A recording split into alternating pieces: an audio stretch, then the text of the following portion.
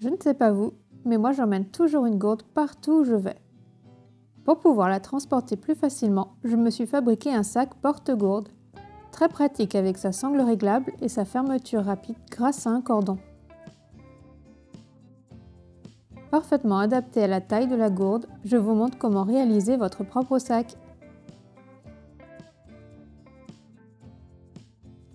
Pour le matériel, j'ai utilisé de la sangle, 2 petits anneaux, une boucle, une étiquette, un cordon et un stop-cordon. Pour le tissu, j'ai récupéré un morceau de coton épais dans un vieux pantalon et une chute de coton plus légère pour le haut et la doublure du sac. Pour déterminer les dimensions du sac, il faut prendre quelques mesures. On a besoin de connaître la circonférence de la gourde et la hauteur à laquelle on souhaite que le sac arrive.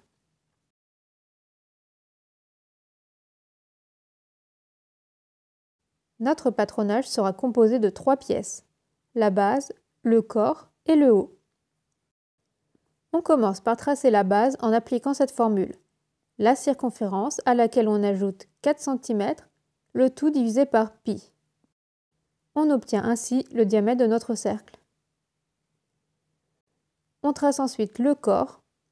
Pour déterminer la largeur, on prend la mesure de la circonférence à laquelle on ajoute 4 cm. Pour la hauteur, on prend tout simplement la mesure de la hauteur. On obtient ainsi un rectangle. On trace ensuite une parallèle à 4 cm du haut, puis on sépare les deux rectangles.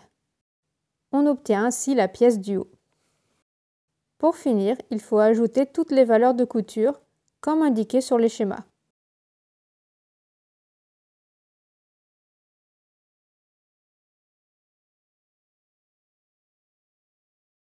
Maintenant que je connais toutes les mesures de mon patronage, je coupe chacune de mes pièces.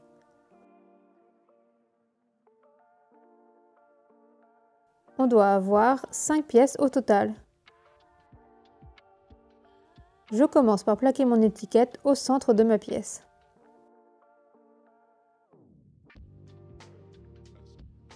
Je place la doublure sur l'envers et je fais une piqûre de maintien tout autour.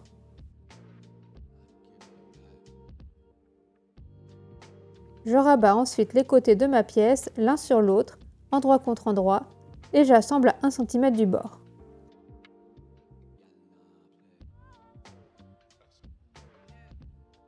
Pour faire la propreté, on peut surfiler ou poser un biais.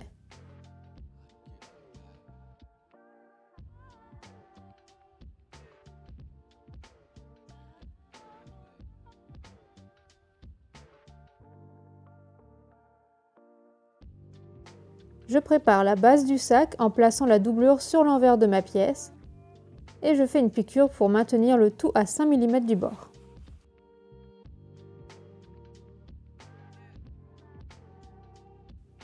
Je trace des petits repères sur ma base en pliant le rond en deux.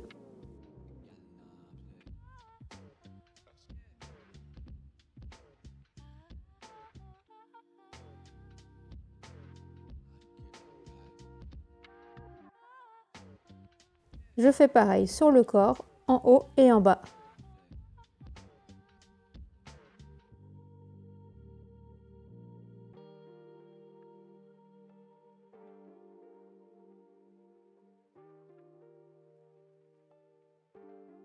Je peux ainsi placer plus facilement la base sur le bas de mon tube grâce à ces repères. J'épingle et j'assemble à 1 cm du bord.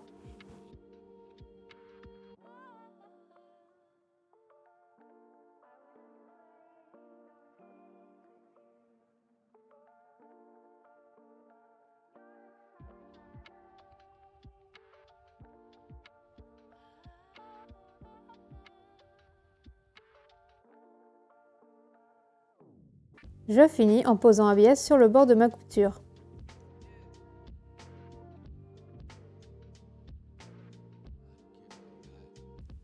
On va maintenant ajouter les anneaux sur les côtés. Je fais des petits repères sur les côtés de mon sac et je coupe 2 morceaux de sangle.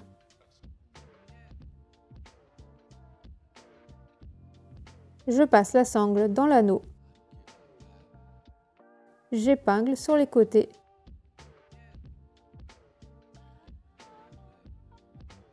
Et je fais une piqûre de maintien.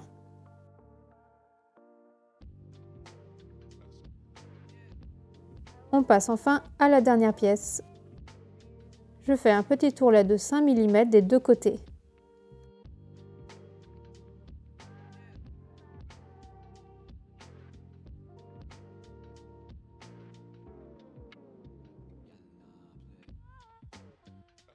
Puis je trace une ligne à 2,5 cm du haut. Je plie mon tissu de 1 cm et je replie à nouveau sur la ligne. J'épingle et je pique tout le long.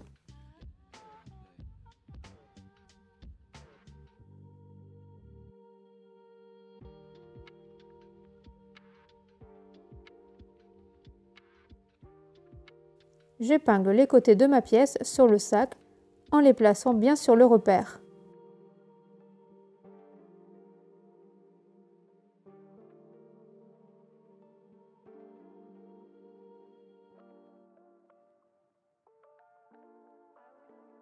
Et j'assemble à 1 cm du bord.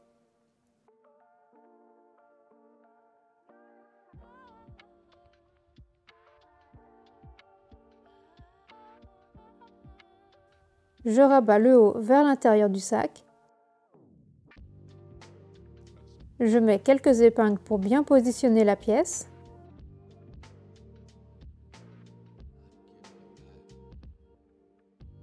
Et je surpique 1 cm du bord.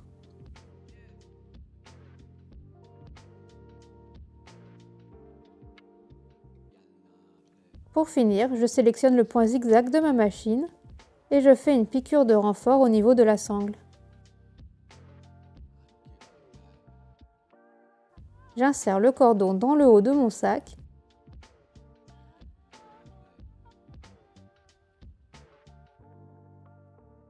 et je place un stop cordon.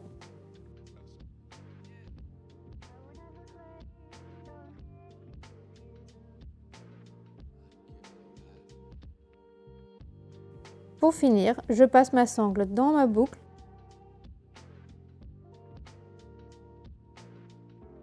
et je fais une petite piqûre. Je passe la sangle dans l'un des anneaux, puis à nouveau dans la boucle, et enfin j'attache la sangle au dernier anneau.